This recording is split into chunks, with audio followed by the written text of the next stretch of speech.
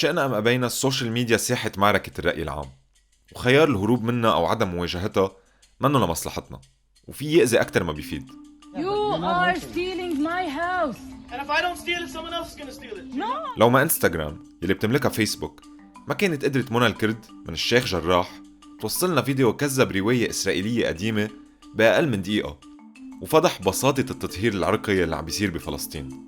فيسبوك وإنستغرام أكتر من تطبيقات على التليفون، هن ساحات بتنبنى فيها أفكار وروايات، بس منن ساحات حرة مثل ما بيتروج عن ديمقراطيتها.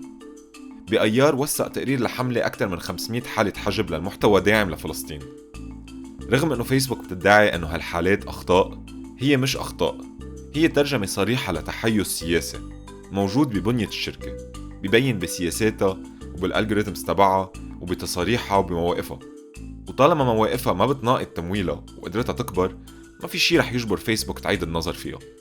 نزلوا الناس تقييم فيسبوك على الاب ستورز، مش لأنه مزعوجين من الابليكيشن لأنه بطيئة، كانوا عم بيجربوا يلفتوا نظر فيسبوك إنه سياساتها عم تقمعهم.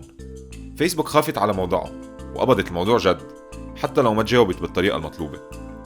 هدف فيسبوك تحتكر التواصل بين الناس لتقدر تجمع قد ما فيها داتا عن هالناس وتفهمهم وتدفش عليهم دعايات عم تقبض عليهم من اللي بيدفع أكتر شي. هيدا النموذج المالي تبع فيسبوك، وكرمال هيك اشتريت انستغرام وبعدين واتساب، مع انه فيسبوك بتقول واتساب مشفر هي قادرة تجمع من 3 منصات مين عم بيحكي مع مين ومين أصحاب مع مين وتستثمر هالمعلومات بمحل تاني. أرباح فيسبوك تتدهور إذا ما قدرت ترضي 3 أطراف.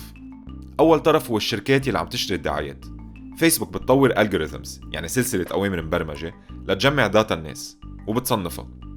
قد ما تفهم تصرفات الناس أكتر، قد ما تصيب الشخص المناسب بالوقت المناسب للسلعة المناسبة، وهيدي السلعة فيها تكون بنطلون أو فكرة، ويلي بيدفع أكتر توصل روايته أسرع لو شو ما كانت. تاني طرف الأنظمة والحكومات بتفرق معهم أي فكرة عم تنباع، وبيأثروا مباشرة على سياسات فيسبوك. مرات فيسبوك بتلبي طلبات الحكومات ومرات لا، حسب إذا طلباتها بتتلائم مع سياساتها هي كشركة بتبغى الربح. من دون رضا الحكومات فيسبوك تخسر السوق. مثلا حكومة مودي بالهند يلي هددت فيسبوك انه اذا ما محيت محتوى بينتقدها بتحبس موظفين الشركة ببلدها وبتحجب لها موقعها.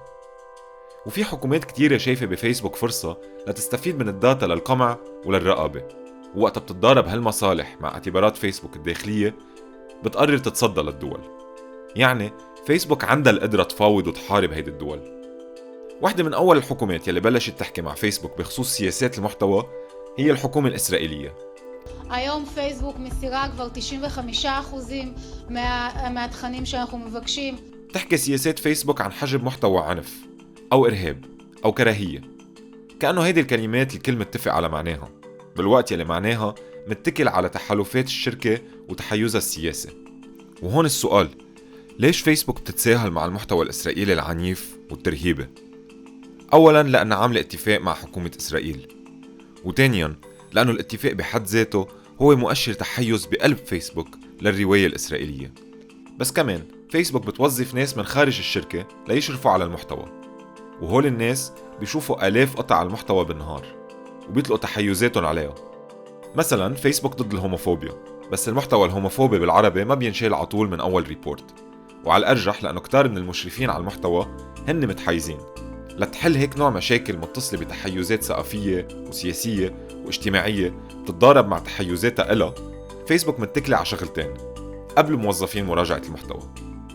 أول شي عندها لجان لتراجع شغل الإشراف على المحتوى، لجان الكوميونيتي أوبس يلي هي نفسها يلي بتستجيب لطلبات الحكومات وشغلتها ضل راضية الحكومات.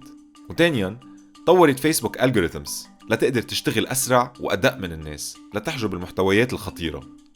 يلي عم بيطوروا هالالجوريثمز مهندسين بسيليكون فالي، منن خبرة بالقانون ولا بالسياسة ولا بالأخلاقيات ولا بحساسيات المناطق المختلفة على نطاق العالم، وإذا استشارت فيسبوك خبير بيكون عادة من لون السياسة. فكل هول بيحملوا الالجوريثمز تحيزاتهم الممزوجة بسياسات الشركة، وبتصير هيدي الالجوريثمز تاخد قرارات مصيرية، شو بيضل وشو بيروح، وبتقرر مثلا تقمع أصوات الفلسطينيين يلي ما عندهم غير هالمنصات ليخبروا العالم شو عم بيصير معهم. أكتر مثل معروف بلبنان عن تحيز الالجوريثمز هو كيف فيسبوك بتقمع بوست في كلمة حزب الله أو في صورة لنصر الله، لأنه أمريكا وبالتالي فيسبوك بيصنفوا الحزب منظمة إرهابية. النقاش عن إذا حزب الله إرهابي أو لا هو نقاش بيصير بالسياسة بلبنان مش بكاليفورنيا. تحيزات فيسبوك عم تقمع داعمين الحزب يلي عفوقه قلبوا الريبورتينج لمصلحتهم وبيستعملوا جيشهم الإلكتروني ليسكتوا بالمقابل المحتوى يلي بينتقد الحزب، وهيك بتصير سياسات فيسبوك عم تقمع الاثنين، يلي مع ويلي ضد. وهيدا نمط متكرر، يعني فيسبوك عم تقمعنا نحن الناس، الطرف الثالث. فيسبوك بتقول انه حولت السلطة من الإعلام للناس، بس بالحقيقة حولتها من الإعلام لفيسبوك يلي صارت أقوى من الاثنين. صحيح فتحت مساحات للتواصل والتشابك والنقاش بين الناس، ولكن عم تبرهن بسياساتها انه ما بيهمها تقدم مساحات عامة، مصلحتها تراقب المحتوى وتسيطر عليه، والأنكى انها بتستعمل أدوات بتروج لها انها إنسانية وعادلة وديمقراطية. مواجهة فيسبوك ضرورية لأنها مساحة بالسياسة ما فينا نستغنى عنها، فيها تخرق حيطان وفيها تكون تخريبية وفيها تكون أداة بالثورة على الهيمنة السياسية.